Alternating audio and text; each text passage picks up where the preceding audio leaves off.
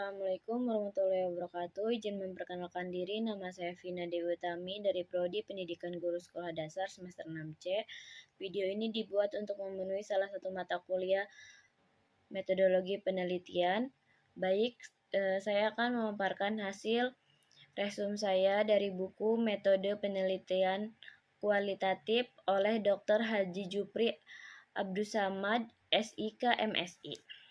Penelitian kualitatif merupakan suatu pendekatan dalam melakukan penelitian yang berorientasi pada fenomena atau gejala yang bersifat alami.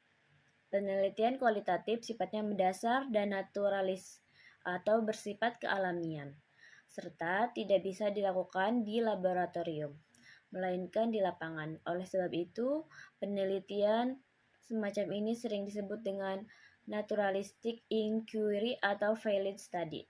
Bogdan dan Taylor 1982 menyebutkan bahwa penelitian kualitatif adalah prosedur penelitian yang menghasilkan data deskriptif berupa kata-kata tertulis atau lisan dari orang-orang dan perilaku yang dapat diamati. Pendekatannya diarahkan pada latar dan individu secara holistik. Kualitatif, peneliti memahami suatu fenomena dari sudut pandang yang mendalam, tidak hanya sekadar menghitung angka atau kuantitasnya. Metode ini menekankan pada kualitas objek penelitian seperti nilai, makna, emosi, dan penghayatan keberagaman.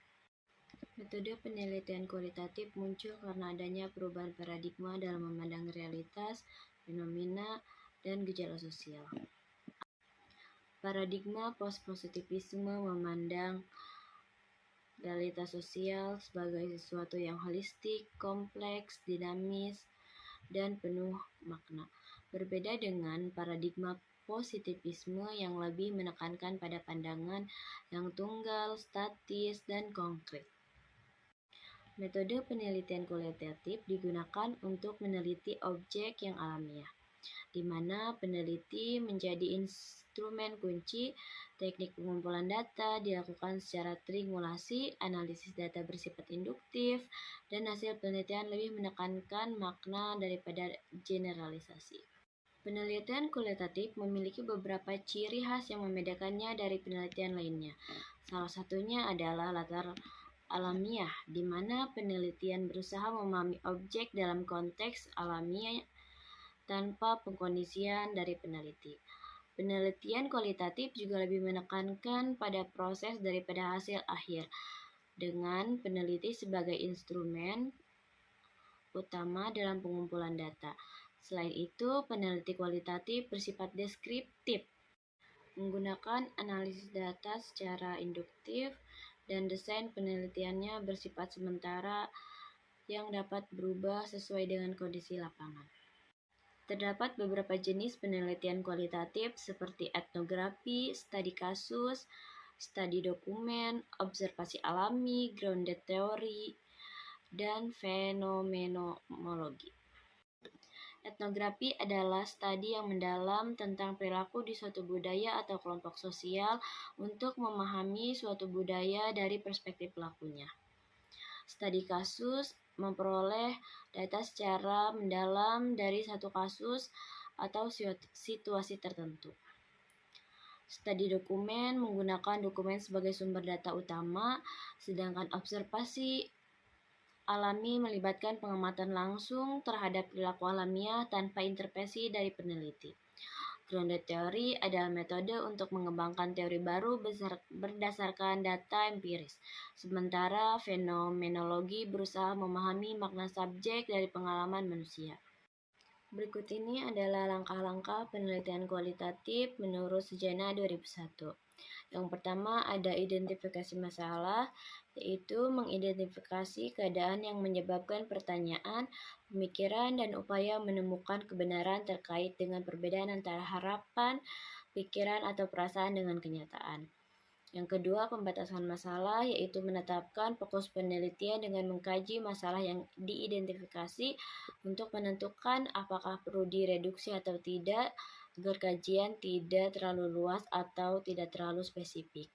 Yang ketiga, penetapan fokus penelitian, yaitu menetapkan kriteria data penelitian dan menentukan data yang relevan dengan fokus penelitian, serta dapat dilakukan penyesuaian fokus saat peneliti berada di lapangan. Yang keempat, pengumpulan data, yaitu meliputi perencanaan penelitian, pemilihan setting penelitian, perizinan, pemilihan informan, strategi dan teknik pengumpulan data, serta persiapan sarana dan prasarana penelitian.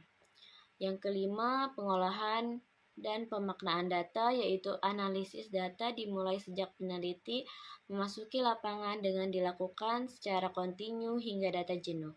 Tidak ada informasi baru. Data akan terus berkembang dan berubah serta bergeser sesuai dengan perkembangan dan perubahan data yang ditemukan. Yang keenam, pemunculan teori. Teori digunakan sebagai alat dan tujuan, di mana teori yang ada dapat melengkapi dan menyediakan keterangan terhadap fenomena yang ditemui, serta temuan penelitian dapat dijadikan teori baru. 7. Pelaporan hasil penelitian merupakan bentuk pertanggungjawaban peneliti setelah melakukan pengumpulan data penelitian. Pelaporan hasil penelitian secara tertulis memiliki nilai guna dalam kelengkapan proses penelitian. Hasil nyata peneliti dalam merealisasi kajian ilmiah sebagai dokumen autentik suatu kegiatan ilmiah yang dapat dikomunikasikan kepada masyarakat ataupun sesama peneliti dan sebagai hasil karya nyata yang dapat digunakan untuk berbagai keperluan tergantung kepada kepentingan peneliti. Berikut ini adalah unsur-unsur desain penelitian kualitatif menurut Bogdan dan Bicklin. Yang pertama ada menentukan fokus penelitian, yaitu masalah yang akan diteliti akan menjadi lebih jelas dan mendapat fokus setelah peneliti berada dalam lapangan. Fokus penelitian masih dapat berubah selama penelitian berlangsung. Yang kedua, menentukan paradigma penelitian, yaitu peneliti harus menentukan paradigma penelitian yang sesuai dengan tujuan penelitian. Misalnya paradigma naturalistik yang menekankan pandangan menurut pendirian masing-masing orang. Yang ketiga, menentukan kesesuaian paradigma dengan teori, yaitu penelitian naturalistik tidak a priori menentukan teori. Namun, peneliti akan menggunakan teori yang dianggap dapat membantunya dalam menafsirkan data yang dikumpulkan.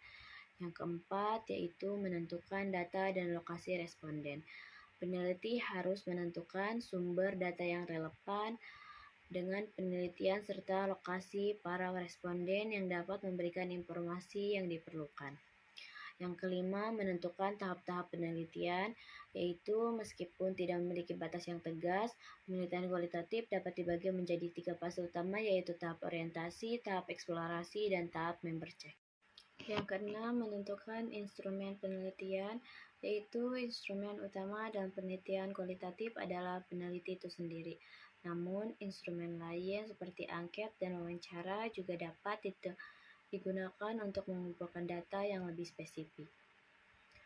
Yang ketujuh, rencana pengumpulan data dan pencatatan.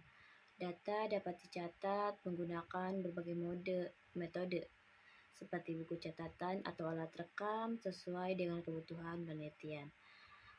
Kedelapan, rencana analisis data, yaitu analisis data dilakukan secara berulang hingga data sudah tidak memberikan informasi baru yang signifikan dan hasil analisis harus disusun dengan jelas dan sistematis. Sebagai contoh, kita dapat mempertimbangkan studi kasus kualitatif tentang pengalaman belajar siswa dalam pembelajaran jarak jauh selama pandemi COVID-19.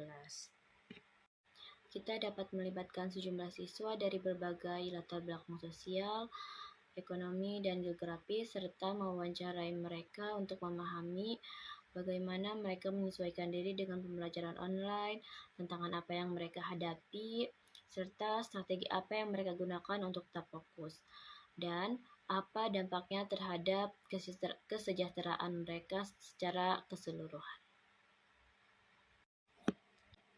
Mungkin hanya itu saja pemaparan saya pada video kali ini. Kurang lebihnya mohon maaf karena saya juga masih dalam tahap belajar. Wabillahi taufiq wal hidayah. Wassalamualaikum warahmatullahi wabarakatuh.